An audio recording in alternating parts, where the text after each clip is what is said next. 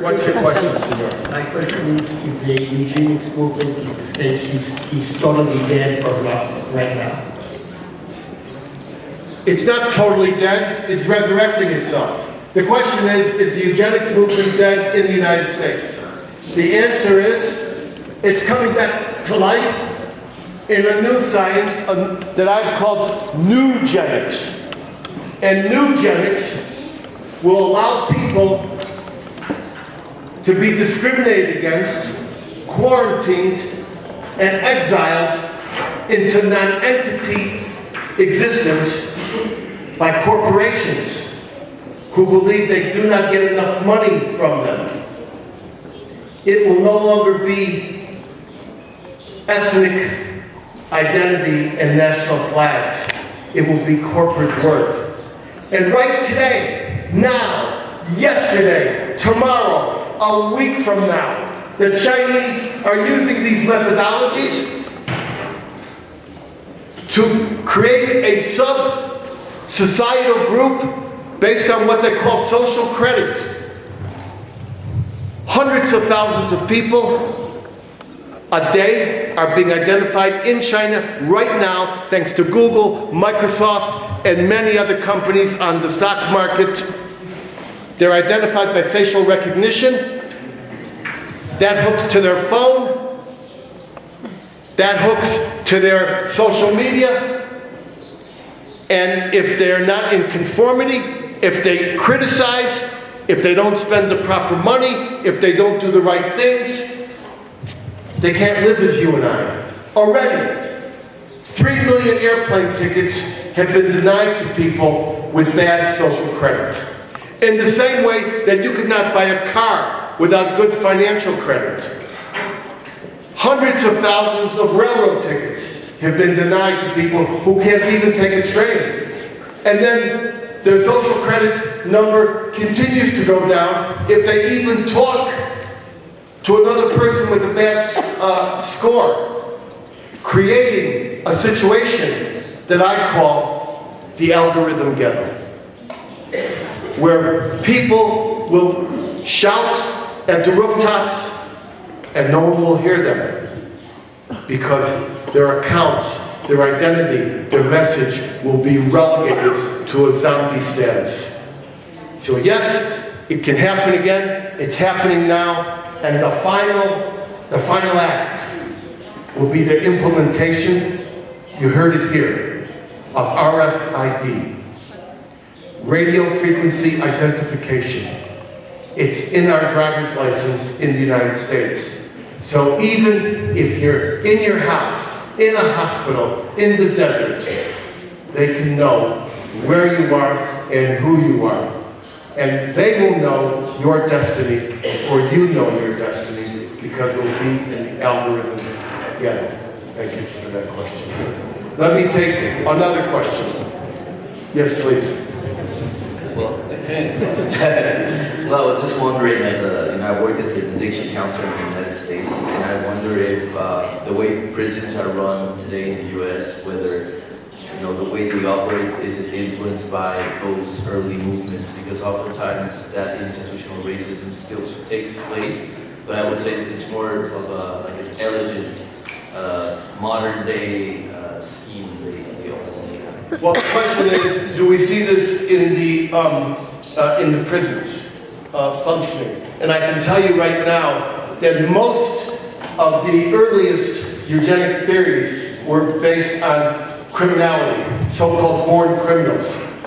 At one point, they thought they could identify your criminal destiny by looking at your eyes. They called that beady eyes. And the first sterilization was in the Jeffersonville, Indiana prison. And there were many activities done where prisoners have lost their rights. And so the answer is yes. And here's the pattern. They'll justify it first in the prison. And when they're done with the prison, they'll move to the handicapped. And when they're done with the handicapped, they'll move to the mentally challenged. And then when they're done with the mentally challenged, they'll focus their attention on the worthless. But they will decide what is worthless. Thank you for that question. I'll take one more question, okay?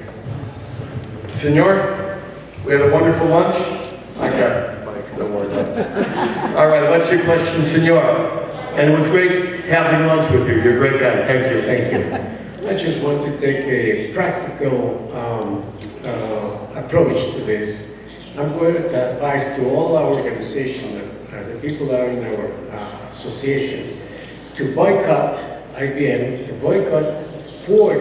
Henry Ford was a Nazi lover.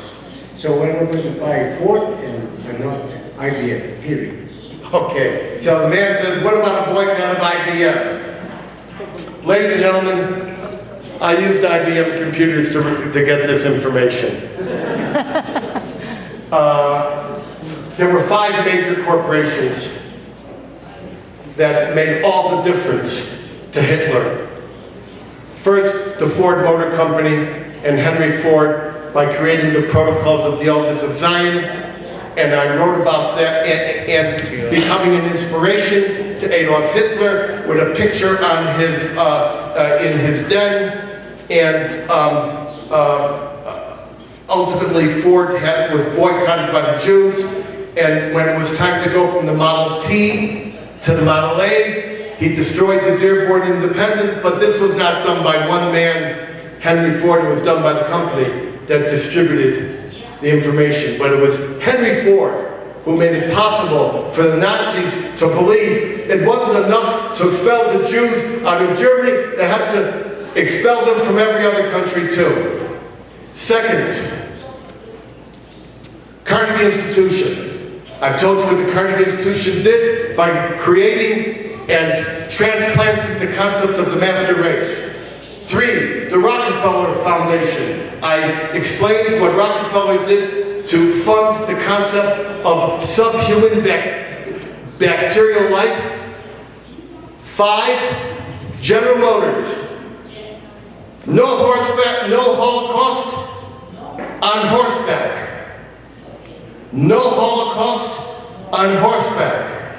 General Motors went in and motorized the Third Reich, got them into mass assembly, made it necessary for them to build the Autobahn, and made it necessary for Hitler to form an alliance with Hajj Amin al-Husseini and the Arabs to get the Arab oil, especially in June of 1941, just before the invasion of Russia. That was General Motors.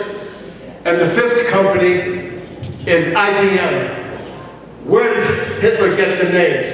Who did the census? Who hired the census workers? Who did all this? Who made it organized? Not just a series of massacres, but organized. So that when the Nazis came into town on their General Motors truck, the Blitz truck, made by General Motors for the Blitzkrieg. And by the way, General Motors also did the torpedo heads, the Ju-88 bombers, and the landmines. The arsenal of democracy, yes, but first the arsenal of fascism. Without IBM, it would have been a bad series of massacres. But the Holocaust that you know, the Holocaust of the big giant numbers, that was the IBM Holocaust.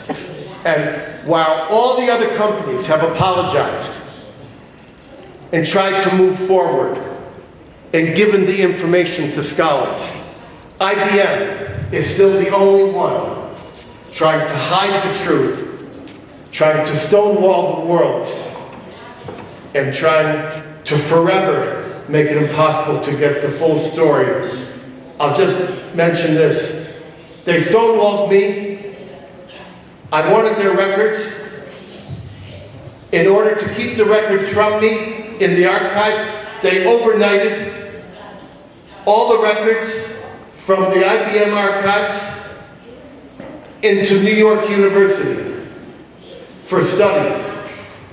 They gave them not to a Holocaust scholar, but a biblical scholar from the Dead Sea Scrolls. A guy who could never figure him out. We went to that guy and we said, give us the documents. You have 5 boxes in your closet. He says, I just got these, I know nothing about them, you're not a student, you're not faculty, I can't give you these documents, I'm sorry, I can't cooperate, but I can go to lunch. And I took the documents. And that's how I exposed the crimes of IBM, to which they've never answered. Thank you very much, ladies and gentlemen.